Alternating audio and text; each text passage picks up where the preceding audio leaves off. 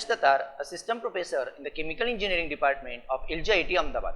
In this lecture, I am going to start new topic of the mass transfer operation 1. So let's start. Chapter name is crystallization and topic is crystallization equipments. So in this lecture, I will explain you equipments for crystallization topic. So you can see on the screen a crystallizer. Before that, I will explain you meaning of crystallization. So crystallization is the process in which we are solidifying the atoms or molecules in a highly structured manner. That is nothing but crystals. And the equipment used for crystallization is nothing but crystallizer. So crystallizer is a vessel in which hot solution is allowed to cool and to form crystals. So this is the definition of crystallizer. Now we will see next topic, that is classification of the crystallizers. So you can see on the screen, first one is batch type crystallizer, that is nothing but agitated tank crystallizer. Second one is Swenson-Walker crystallizer. This is a continuous type of the crystallizer. Third one is continuous vacuum crystallizer, and last one is Oslo crystallizer. This Oslo crystallizer also classified into the two types. First one is Oslo cooling crystallizer and second one is Oslo evaporating crystallizer. So I will explain you all these crystallizers in detail in coming slides. So you can see on the screen now. First we will see agitated tank crystallizer. So figure for this crystallizer is, you can see on the screen, here we are having one vessel which is a consist of pedal type agitator. This agitator is very important to increase the rate of the mass transfer, or I can say to increase the turbulence in the system or to get better mixing.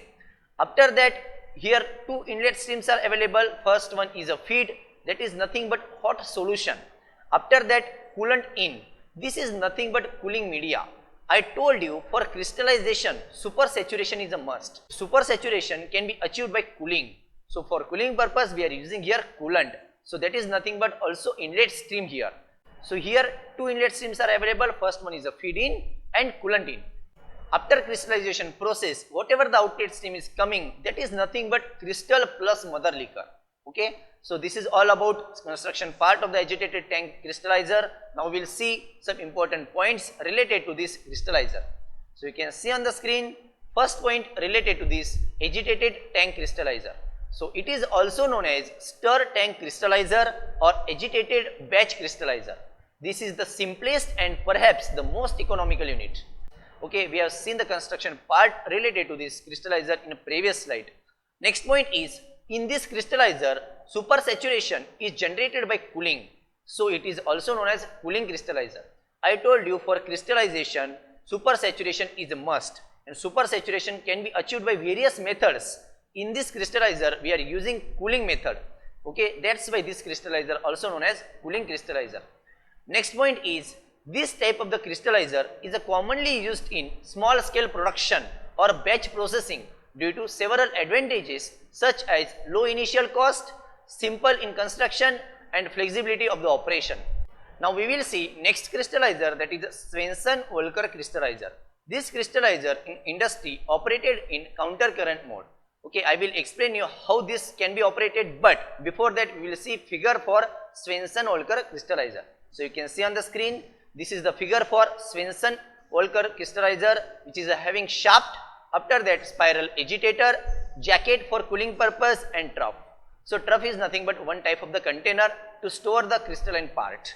After that there is a shaft followed by spiral agitator. This spiral agitator is very important for the growth of the crystals. And I told you here we are using jacket for the cooling purpose, because for crystallization supersaturation is a must, and here also we are achieve supersaturation by cooling purpose. So that's why we are providing here jacket. After that we are generating here crystal plus mother liquor as the outlet stream. And this is the Swenson-Walker crystallizer, is a cooling type, continuous and jacketed trough crystallize. After that, now we will see some important points related to the Swenson-Walker crystallizer. So you can see on the screen, first point related to the Swenson crystallizer is a hot concentrated solution, that is nothing but your feed solution is a feed at one end of the open trough. I told you trough means container, okay, where we are providing feed and we are collecting our crystals. Okay, so hot and concentrated solution is a fed at one end of the open trough and flows slowly towards the other end of the trough. Next point is water is fed to the jacket in a such a way that it flows in a counter current fashion with respect to the solution flow. I told you Swenson-Walker crystallizer is operating in counter current mode. Here whatever your feed solution is flowing from the one direction, and whatever your cooling substance, whatever your coolant is flowing from the opposite direction. That's why this system is known as the counter current mode operation. After that, next point related to the Swenson-Walker crystallizer is the solution while flowing through the trough of the crystallizer cools by the heat transfer to the water. I told you our feed solution is a hot solution and we are removing the heat by using coolant. Means we are cooling our hot solution to crystallize it. Okay, means whatever the heat removing, that is a transfer to the coolant, that is nothing but water. After that, once the solution becomes supersaturated, I told you supersaturation is the condition for the crystallization, and once the supersaturation is achieved, crystal starts to form. Okay. After that, spiral agitator. Significance of the spiral agitator is that this is the very important for the growth of the crystal. I told you spiral agitator plays important role for the growth of the crystals. Okay. So you can see on the screen. So you can see last point on the screen now. A spiral agitator keeps the crystals in a suspension so that previously formed crystals grow instead of formation of the new crystals, and ultimately the two-phase mixture of crystals and liquor leaves the crystallizer through overflow kit. I told you we are using here spiral agitator for the growth of the crystals instead of the formation of the new crystal. Okay, so this is the very important point related to the Swenson crystallizer. This point means based on spiral agitator, question can be asked in your viva. What is the significance of the spiral agitator in Swenson-Walker crystallizer? So significance is that this is important for the growth of the crystal instead of the formation of the new crystal. Okay. Now we will see next type of the crystallizer, that is continuous vacuum crystallizer. Vacuum crystallizer means here our crystallizer is operating under vacuum. Under vacuum means pressure is minimum and temperature also minimum. Means pressure is around the 30 to 50 mmHg, less than 1 atmospheric pressure, and this operation is operated in a continuous manner. That's why this is known as the continuous vacuum crystallizer. And this is the figure for continuous vacuum crystallizer. You can see on the screen, which is having one crystallizing body. Okay, and here we are having at the top section condenser for the cooling purpose. Okay, after that there is heater, that is nothing but for the heating purpose. And I told you here we are achieving supersaturation by cooling because here we are using condenser. That's why here also we are achieving supersaturation by the cooling. Okay, that's why we are providing here barometric condenser. Okay, after that there is a centrifuge, means whatever the crystal is generating, that is separated from the liquid part by using centrifuge. Okay, so these are the important parts related to the continuous vacuum crystallizer. An important thing is that this crystallizer is operated under vacuum, means at minimum temperature and minimum pressure. I can say less than 1 atmospheric pressure or 30 to 50 mmHg pressure. So these are the important points related to the vacuum crystallizer. Now we will see some other important points related to this crystallizer is, in this crystallizer supersaturation is achieved by adiabatic evaporative cooling. What is the meaning of this? I will explain you in coming points. Before that, you can see here hot solution is introduced into a vessel wherein a vacuum is maintained that correspond to the boiling point of the solution lower than the feed liquor temperature. It means here we are maintaining the temperature of our solution is lower than the feed solution. That's why I can say this operation is under vacuum. Okay. Next point is evaporation will be due to flashing of the hot solution, and the energy needed for the vaporization is taken from the feed, that is nothing but sensible heat, so that the temperature of the liquor vapor mixture after flashing becomes much lower than the temperature of the liquor before flashing. Meaning of this point is that we are operating our solution at the minimum temperature as compared to the feed solution. That is possible because of the sensible heat. This operation is nothing but adiabatic evaporative cooling. It means here we are using sensible heat instead of the latent heat. That's why we can able to maintain here temperature of the solution lower than the feed solution. Okay, and this operation is nothing but vacuum operation. Here we are operating our solution at the minimum temperature at minimum pressure. that is a 30 to 50 mmHg. Okay, so these are the important points related to the vacuum crystallizer, or I can say continuous vacuum crystallizer.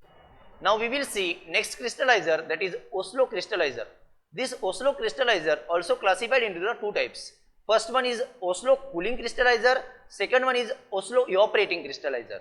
First we will see Oslo cooling crystallizer. So you can see on the screen, in this crystallizer, supersaturation is generated by indirect cooling. I told you supersaturation is a must for crystallization. And supersaturation can be achieved by various methods. One method is a cooling. So here we are using cooling or cooler for the supersaturation. That's why this type of the crystallizer is known as Oslo cooling crystallizer. Next point is, it consists of crystallizing chamber and a circulating pump and an external cooler for cooling a solution. And last point is, it is a circulating liquid cooling crystallizer. And this is the figure for Oslo cooling crystallizer. I told you in this figure we are using cooler, that is external cooler for the supersaturation. I told you here we are achieving supersaturation, that is the condition for the crystallization, by using cooling. That's why we are using here cooler. But in another type, that is evaporating crystallizer, we are not going to use their cooler. We are going to use their heater. That's why that known as the evaporating crystallizer. So this is the major difference between Oslo cooling crystallizer and Oslo evaporating crystallizer. In Oslo cooling crystallizer, we are using cooler for the supersaturation purpose. Means supersaturation is the condition for the crystallization, and that supersaturation here achieved by this cooler.